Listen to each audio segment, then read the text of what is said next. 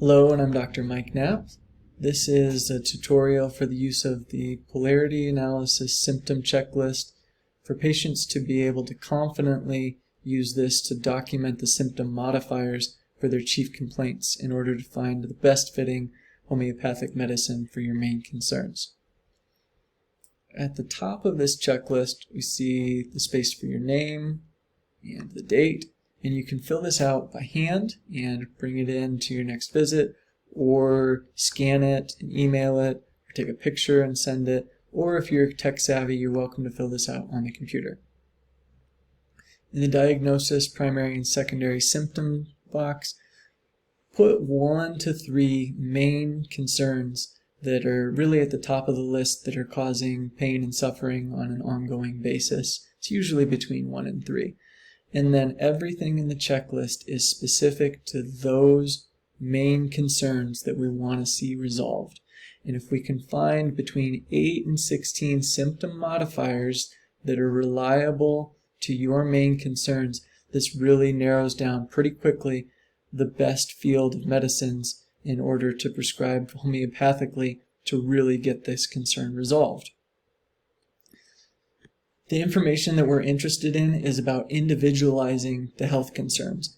And how we do that with this method is very different, where other health providers are not going to be interested in this information. This is how we're individualizing your health concern. So this is of the utmost importance that you actually observe these things.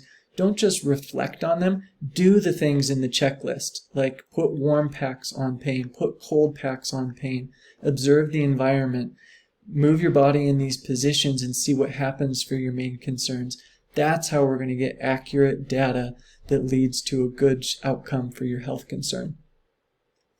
Now, all of these things are symptom modifiers. They either have 2 poles or they turn the volume up a little bit or down a little bit on the main concerns. And they're separated into several different blocks. First, we have air, weather, temperature, wrapping. So open air and room are a pole. In the open air, like if you need the air moving or the fan or fresh air, that's what the open air is. Some people's health concerns are affected by dry air, wet air, cold air, warm air. And then the warm or cold environment in general, or putting warm or cold on a complaint changes that complaint.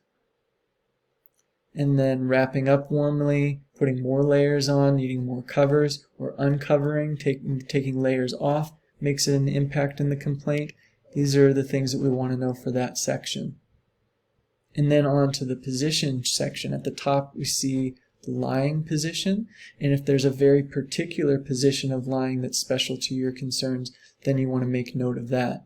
For instance, I've had patients that I've been able to help with heart palpitations, and sometimes, though, they note specifically that lying on the right side is worse for their palpitations. And so they circle lying on the right side aggravates. The same is true for sitting and standing positions, if you notice that that improves or aggravates the concerns. And then movement. 2 main poles here are resting, kind of being more sedentary, not moving the body, just being more at rest, versus movement, up and doing things, just being around in life. If either one of those makes a difference for your main health concern. And then walking is going to be specifically more like going for a walk. And then physical effort is going to equate kind of to exercise, or just more physical exertion, like if you're lifting boxes and straining yourself a little bit more. Does that make a difference in your health concern? A few more modifiers in the upper right hand corner. And then on to perception. Some people have sensory changes that occur in their main concerns, like more sensitive to light. I see this really commonly in headaches. So if your main concern, when that's happening, you're more sensitive to light, you want to put light aggravates. And then touch, pressure, and rubbing, kind of 3 different intensities on a spectrum, where touch is just the lightest touch can make things worse, and then rubbing is kind of like massage, and if any of those things modify your health concerns. There's a few things with the head, and then some things that's related to eating and drinking, And then appetite in general with the health concern, is appetite higher or lower during the symptoms? Is thirst higher or lower during the symptoms? Temperature of food and drink. And then breathing. Some people notice that breathing is more difficult, or breathing in makes the concern worse, or breathing out affects the concern. We want to note that. If you know that your pulse has changed during that symptom, we want to note that. A few things around bowel movements, and then female hormone and urination. And if it's a pediatric patient, a lot of these symptoms are not going to make a difference, especially in the female hormone area, and so you just leave them out. We want what's reliable and consistent for you. So a lot of these modifiers are not going to apply, but we want the 8 to 16 that do. And then up to sleep. While falling asleep, it might keep you from sleeping, or it might wake you during sleeping, so sleeping aggravates during sleeping. And then while waking up, for instance, patients with low back pain, or that I've worked with other joint-related concerns, oftentimes waking in the morning is a real time of aggravation for them, so the circle aggravates. And then there's a few things with the mind here. Not a whole lot on the mind. We can get really good results working with mental emotional complaints and anxiety and depression, stress, but we get to that by not dwelling in that state, but when it's happening, take it back to the body. When anxiety is happening, when depression is happening, go back to what's happening in the body, what's happening with the modifiers on the checklist. That's how we're going to be able to resolve that with this method.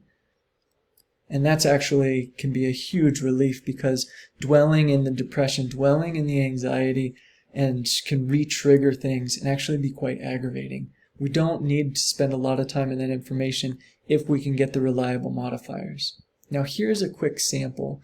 Our mock patient is Heiner Fry, the developer of the checklist, and the date is today's date, and there's two concerns.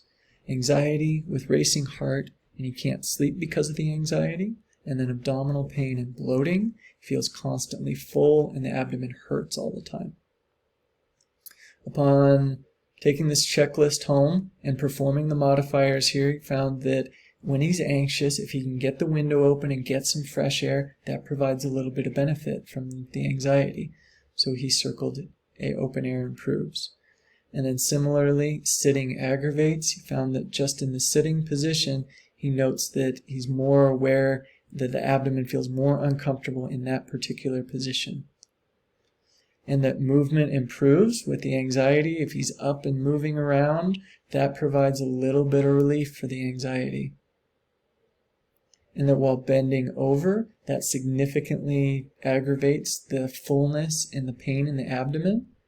And that pressure in the abdomen aggravates. And so he circled that. And this is what I hear really commonly with a lot of patients with IBS, SIBO, and digestive complaints, that even the pressure of the clothing or the pants being too tight aggravates the symptoms, and they have to unbutton that to get some relief.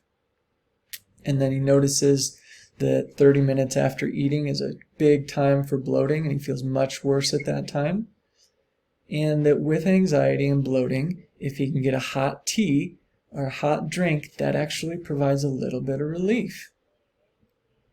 And then he notices that the pulse is definitely fast during anxiety, and that when trying to get to sleep, anxiety is aggravated. This is a definite time of aggravation for him, where that's a time where anxiety is going to kick up, and so he circles while falling asleep aggravates.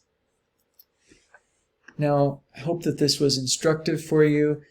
You're not needed to be an expert in the symptom checklist. You just need to observe diligently and perform these things, and I go through it with you and clarify it to see what's noise and what is the real signal. And we take the real signal, and that gets us to a small group of medicines I can differentiate to find the best one for your homeopathic portion of your overall naturopathic care.